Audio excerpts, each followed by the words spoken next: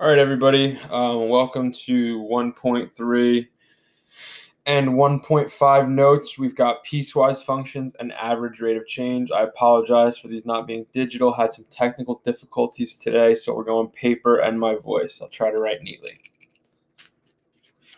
So, first slide here, we got piecewise functions. So I'm going to read it. A telephone company offers the following plan: $20 per month by 60 minutes. Additional time costs 40 cents a minute. So they represent the plan through this piecewise function. Monthly cost is C as a function of the number of minutes T. So this first line where my pencil is here, it says C of T equals 20 if T is greater than or equal to 0 or less than or equal to 60. So what that means is if you talk between 0 and 60 minutes, you pay $20. If you talk more than 60 minutes, because remember, T is minutes. If you talk more than 60 minutes, you pay the initial 20. You pay this 40 cents, which is per minute, 40 cents per minute. So that's extra per minute. And I'm going to move my hand. Don't worry, I know I'm a lefty, so this is tough. And then T minus 60 is after the first 60 minutes. After the first 60 minutes. And that's if T is greater than 60. So for our piecewise function here, we have C of 30. That means how much does it cost to talk on the phone for 30 minutes? So you would go over here to your domain and say, okay, 30 is greater than or equal to 0 and less than or equal to 60. So it's going to cost you $20. Now that's a little bit of a different story when we do C of 100, right? C of 100, it's not going to cost you just that $20 because it's greater than 60. So what we have to do is we have to plug in 100 in for T. So 20 plus 0.4 times 100 minus 60. So right here where my finger is where I plugged in the 100. And now I just evaluate 20 plus 0.4 times 40 equals 20 plus 16, which equals 36. So it's going to end up being $36 for the plan. And that's that example. All right, so now we're going to talk about how can we write a piecewise function from a given graph. So I'm going to give you a graph. There it is. And we're going to write the piecewise function that goes with it. The first thing I'm going to do is I'm going to write f of x equals, and then a nice squiggly bracket. So there's two parts to this piecewise function. We have this horizontal line, and then we have this diagonal. So the first thing I'm going to do, I'm going to draw like a barrier, like a gate right here at 1. And now we're going to write the function over here. So this line is a horizontal line at there's a horizontal line at 3. It's a horizontal line. So now we need to figure out the equation of that horizontal line. A horizontal line, the equation of a horizontal line is y equals 3. And now we have to do the domain part. If x is what? So let's look at what we have. If x is less than or equal to -1. How do I know it's less than or equal to -1? Because here's -1. There's a closed dot right here, so I know it's -1 is included, so it's or equal to, and it's showing the graph to the left or going negative, so -2, -3, -4, -5. So it's less than or equal to -1. So now we're going to go to the second one. So this is a linear function, y equals mx plus b. We're going to write the equation. When we write the equation, we need the slope and the y-intercept. So if you look, it's going up 1 over 1, up 1 over 1, up 1 over 1. So that means the slope is 1, x, and the y-intercept is right here where my finger is, -2. So x minus 2. If x, now we're talking about greater than -1. And it's greater than -1 because there's an open circle. So that's how you write a piecewise function from a given graph. All right, you guys are going to do this one. Your turn. Write the piecewise function for the given graph. So at this point, pause the video and try it on your own. All right, here's what I got. And look, it's even color-coded. Who's got it better than you all? So for the blue, I got x plus 2. If x is less than or equal to -1, closed circle here.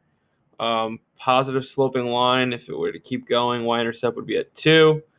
But we only have this part over here, so it's x plus 2 if x is less than or equal to -1. Then we've got 1.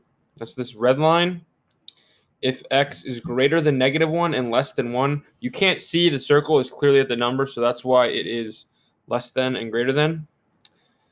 And for the green, this line's actually curved. It's x squared, actually.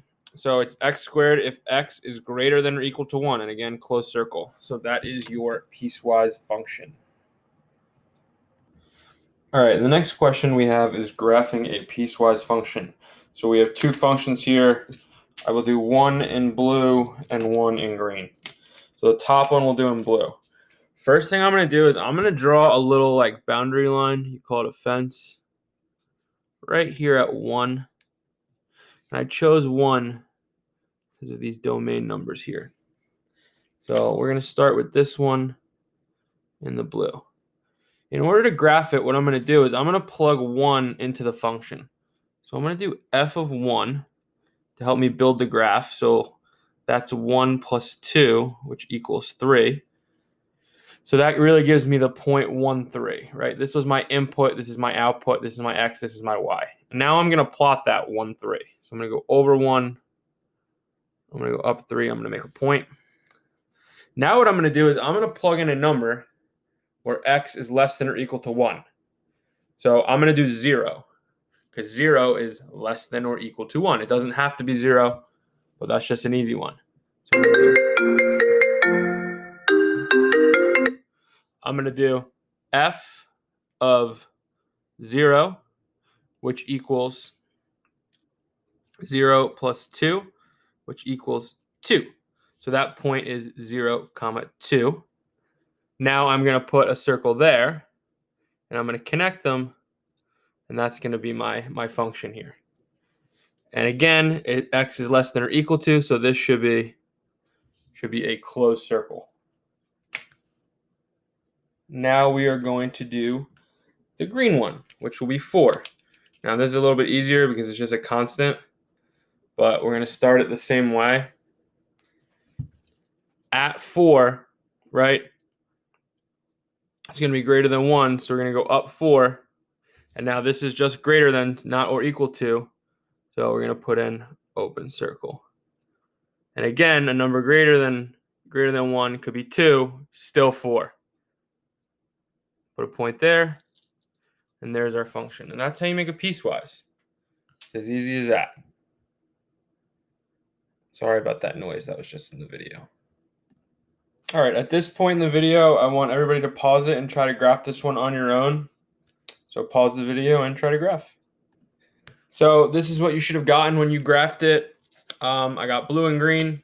So I have 3 if x is less than or equal to -1, closed circle, less than. So only on this left side of the graph here. And then I've got x minus 2 if x is greater than or equal to -1. So you can see I really did the math for this one. I plugged in -1 to the function, got -3, and that's how I knew to do my first point. So this method should really help everybody out graphing because you just have to plug in the points to get the values, connect the dots. So again, you're plugging in the points. So you're going to start with this number, and then you're just going to do one that falls in the domain. So you're going to plug in -1 first, get a value, plot the point. Plug in a number greater than -1. I chose 0. 0 is greater than -1. I got -2. Plot the point, connect the dots, draw your line. So it's a very easy way to graph. All right, the last question here in our notes is find the average rate of change from x2 to x1. I'm sorry, I just said that wrong. From x1 to x2.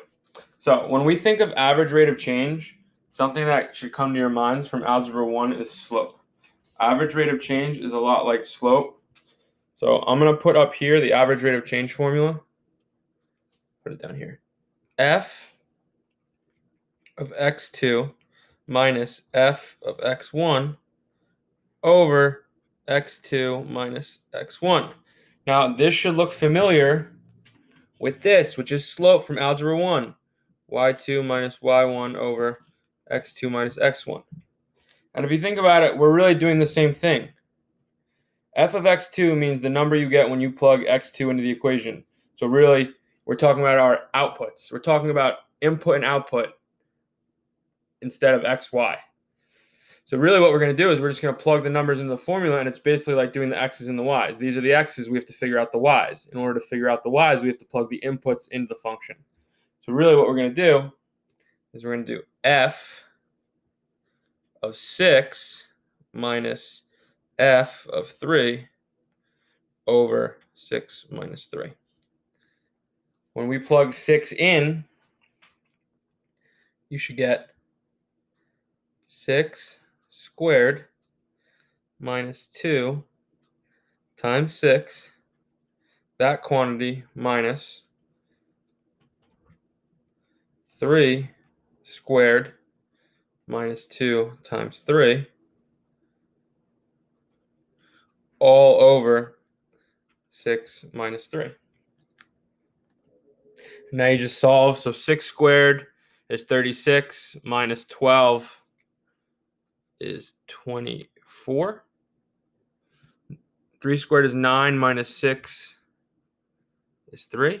So 24 minus 3 over 6 minus 3, which is 21 over 3, which is 7. So the average rate of change here is 7, or kind of like the slope.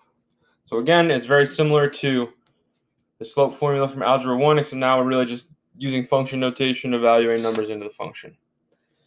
So that is your video notes for 1.3, which was piecewise function, and average rate of change, which was 1.5.